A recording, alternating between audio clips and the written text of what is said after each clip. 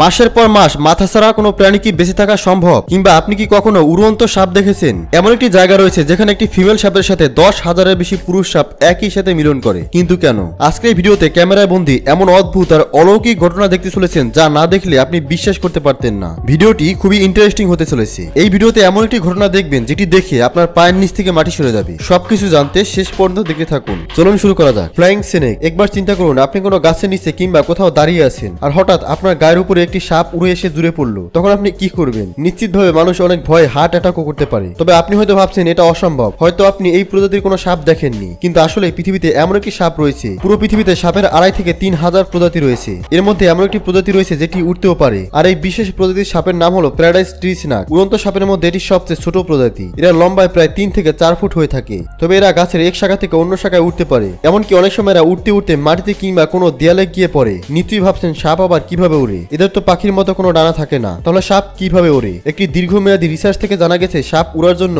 একটি বিশেষ টেকনিক ব্যবহার করে। এরা সাঁতার কাটার মতো নিজেদের শরীর নাড়াতে নাড়াতে হাওয়ায় সাঁতার কাটে এবং এই সময় নিজেদের আকৃতি অনেকটা ইংরেজি ভাষায় এস আলফাবেটের মতো করে ফেলে। আর এই প্রক্রিয়াটিকে অ্যান্ডুলেশন বলা হয়। বন্ধুরা, ভিডিওটিকে এনজয় করছেন তাহলে লাইক করে চ্যানেলটিকে সাবস্ক্রাইব করে বেল আইকনটি অন করুন।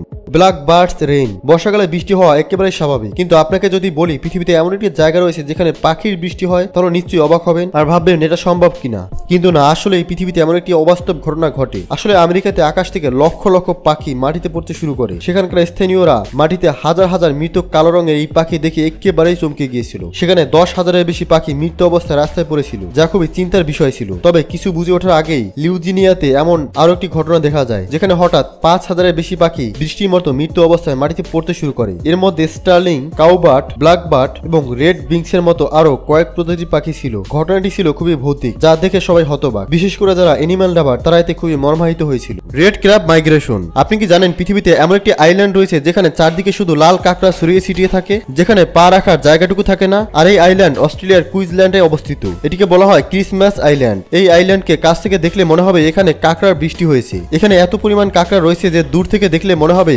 রাস্তাঘাট সব লাল রং করা হয়েছে। শুধু সেখানকার রাস্তাঘাট নয়, জঙ্গল, রাস্তা, restaurant, shopping mall, bus stand, এমনকি বসত বাড়িতে রয়েছে কাঁকড়ার রাজত্ব। আসলে নভেম্বর থেকে জানুয়ারি এদের প্রজনন সময়, তাই প্রতি বছর অনেক কাঁকড়া এক জায়গা থেকে অন্য জায়গায় চলে যায়। এই সময় তারা ক্রিসমাস আইল্যান্ড থেকে একটি জঙ্গলের ভেতর দিয়ে ভারতীয় মহাসাগর পর্যন্ত চলে যায়। তাই এই সময় এখানকার সরকার আইল্যান্ডের রাস্তা বন্ধ করে দেয় যেন গাড়ির নিচে চাপা পড়ে এই নিরীহ প্রাণীগুলো মারা না যায়। এমনকি এখানকার জায়গায় জায়গায় বোট লাগানো হয়েছে। কিন্তু অনেক সাবধানতা অবলম্বন করার পরও প্রতি বছর এখানকার রাস্তায় হাজার হাজার কাঁকড়া গাড়ির নিচে চাপা পড়ে মারা যায়। তবে তাদের এই মাইগ্রেশন দেখার জন্য প্রতি বছর এখানে হাজার হাজার পর্যটক ঘুরতে আসে।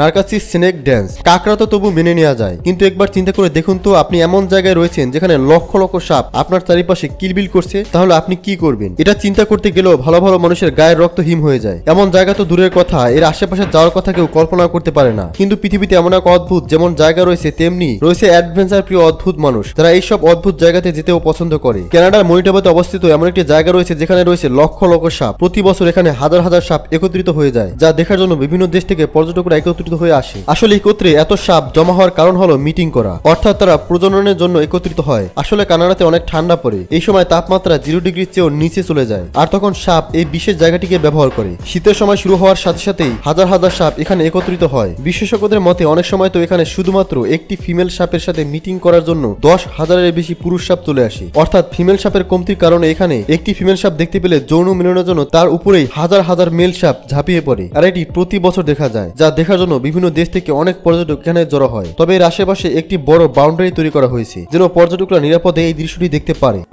Headless chicken. আচ্ছা, মাথা কেটে ফেলার পরও কি কোনো মানুষ কিংবা জীবজন্তু বেঁচে থাকতে পারে? অবশ্যই না, এটা একেবারে অসম্ভব। আপনিও নিশ্চয়ই এমনটাই ভাবছেন, কিন্তু আমি আপনাকে বলছি পৃথিবীতে এই অবিশ্বাস্যকর চমৎকার ঘটনা ঘটেছে। আর এটি 1945 সালে কলোরাডোতে ঘটেছে। লয়েড নামক একজন লোক তার ফার্মের মুরগি কাটছিল। এর মধ্যে সে একটি মুরগির মাথা সম্পূর্ণ 2 ভাগ করে ফেলে, কিন্তু সবগুলো মুরগি মারা গেলেও সেই মুরগিটি মাথা ছাড়াই জীবিত দাঁড়িয়েছিল। শুধু তাই নয়, জীবিত ছিল এবং সেই অবস্থাতেই দৌড়াতে শুরু করে। এরপর সে মুরগিটিকে একটি বাস্কেটে আটকে রাখে, কারণ তিনি ভেবেছিলেন কিছুক্ষণ পরেই মুরগিটি মারা যাবে, কিন্তু না, পরের দিন সকালেই মুরগিটি সবাইকে একেবারে চমকে দিয়েছিল, কেননা তখনও মুরগিটি ছিল জীবিত। জীবনের প্রথম মাথা কাটা মুরগিকে সাধারণ মুরগির মতোই ঘুরে বেড়াতে দেখে মানুষ একেবারেই চমকে গিয়েছিল। আর এখানে শেষ নয়, এই মুরগিটি শুধু একদিন কিংবা 2 দিন নয়, পুরো 18 মাস এভাবেই মাথা ছাড়া জীবিত ছিল, যদিও তাকে এই সময় ড্রপারের সাহায্যে খাবার দেওয়া হয়েছিল। আর এই অদ্ভুত মুরগিটিকে সকলে মাইক দ্য হেডলেস চিকেন নাম দিয়েছিল। অনেকেই আদর করে মুরগিটিকে মাইক বলে ডাকতো। লর্ডের জন্য এটি কোনো অলৌকিক ঘটনার চেয়ে কম ছিল না। তবে 1947 সালের মার্চ মাসে মাথা ছাড়া এই মুরগিটি মারা যায়, তবে তার ইতিহাস কখনোই শেষ হয়নি। এই অলৌকিক মুরগিটির ইতিহাস ধরে রাখার জন্য তার স্মরণে ফ্রুটো শহরে তার একটি স্ট্যাচু তৈরি করা হয়। শুধু তাই নয়, প্রতি বছর তার স্মরণে হেডলেস চিকেন উৎসব পালন করা হয়। এজন্যই বলা হয় রাখে আল্লাহ মারেকে।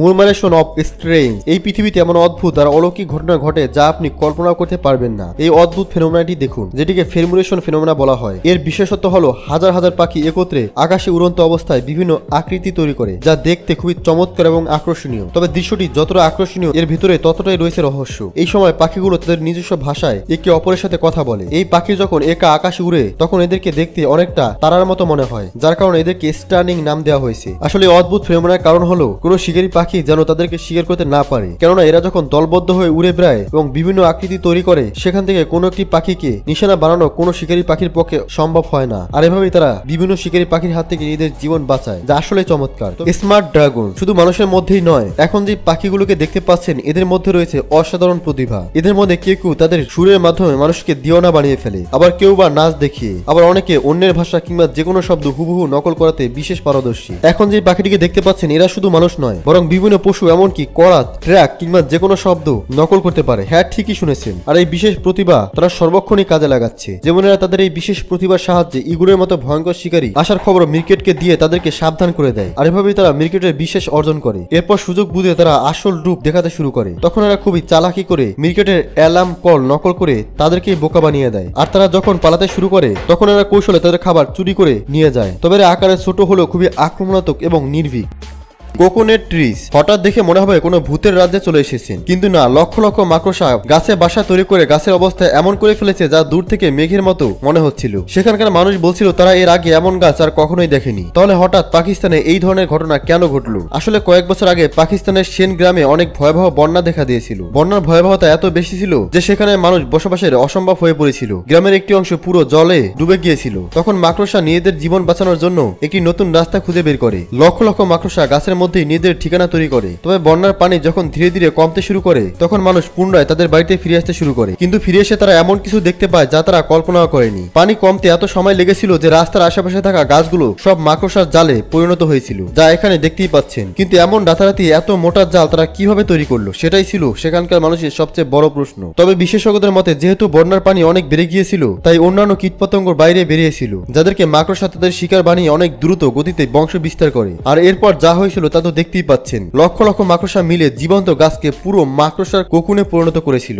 মানকি ইনভিশন। কিছুদিন আগে থাইল্যান্ডের এই ভিডিওটি প্রচন্ড ভাইরাল হয়েছিল, যেখানে হাজার হাজার বানরকে একসাথে রাস্তায় নেমে আসতে দেখা গিয়েছিল এবং তারা একে অপরের সাথে লড়াই করতে শুরু করে। কিন্তু কেন? আপনি জেনে অবাক হবেন, এই ঘটনার মূল কারণ করোনার সাথে সম্পর্কিত। হ্যাঁ, ঠিকই শুনেছেন। আসলে করোনা মহামারীর কারণে এখানে পর্যটকদের আসা যাওয়া একেবারে বন্ধ হয়ে গিয়েছিল। আর এ কারণে এখানে থাকা বানর খাবার পাচ্ছিল না, কেননা সেখানে যখন পর্যটক আসতো তখন তারা বানরকে খাবার দিত, তাই বানরের খাবারের কোনো অভাব হতো না। তাই যখন পর্যটক আসা বন্ধ হয়ে গিয়েছিল তখন ক্ষুধার যন্ত্রণায় তাদের অবস্থা খারাপ হতে শুরু করে। সোশ্যাল মিডিয়াতে ভাইরাল হওয়া এই ভিডিওতে যখন একটি কলা ছুঁড়ে মারা হয় তখন সেখানে থাকা সমস্ত বানর ক্ষুধার যন্ত্রণা মিটানোর জন্য সেই কলার উপরে ঝাঁপিয়ে পড়ে এবং এটি নেওয়ার জন্য দৌড়াতে শুরু করে। আপনি নিশ্চয়ই জানেন করোনা মহামারীতে পুরো পৃথিবীর অবস্থা কতটা ভয়ানক হয়েছিল। এই সময় অনেক মানুষ মারা গিয়েছিল, সমস্ত পর্যটক কেন্দ্রস্থল বন্ধ হয়ে গিয়েছিল। অথচ আইল্যান্ডের অর্থনীতি পর্যটকের উপর অনেক বেশি নির্ভরশীল। তাই এতে শুধু সাধারণ মানুষই ক্ষতিগ্রস্ত হয়নি, বরং অবলা নিরীহ প্রাণীগুলো অনেক সমস্যায় পড়ে গিয়েছিল।